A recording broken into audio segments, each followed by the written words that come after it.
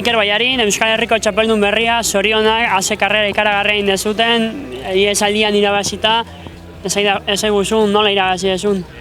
Iesaldi batean, Eskoidiko txapelketa ia beti irabazten da, eta gaur saiatu bar genuen, eta hor Lekeito eta Ondarregu tartean zeuden kurbetan, taldea hasi da tiratzen, eta gero ja erdian zegoen portuan, apurtu egin da pelotoia, eta gero ez zegoen kontrolik, eta hor joan egin gara, boskote bat, eta azkenean geratu gara Victor eta ni bakarrik, eta ja meter arte.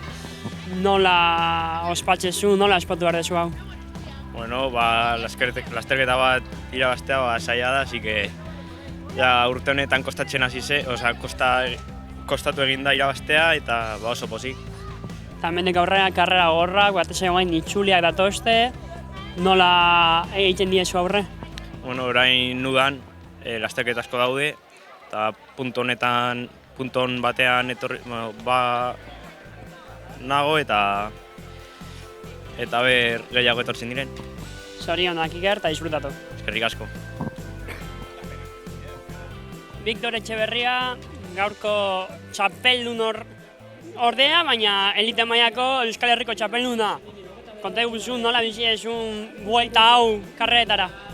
Bueno, karrera gogorra, hasieratik kortetara egon geha, eta azkenean hor kostako zonan lasterketa apurtu da, aurrera egin dugu, eta ja hortik metaraino, Jarinekin oso karrera polita da, eta nire ustez egin beharreko ziklismo eta espektakula eman dugu. Duela aspaldi ezin dugula ikusten karreretan, zer mu sentitu zea? Ondo. Aurten nire kontuz ari naiz korritzen, gustoko dudalako eta disfrutatzeko, eta gustoa. Eta urrengo helburuk egutegi txikia dakazu, baina nola sentitzen zea, erakutsi ezu maila ona dakazula?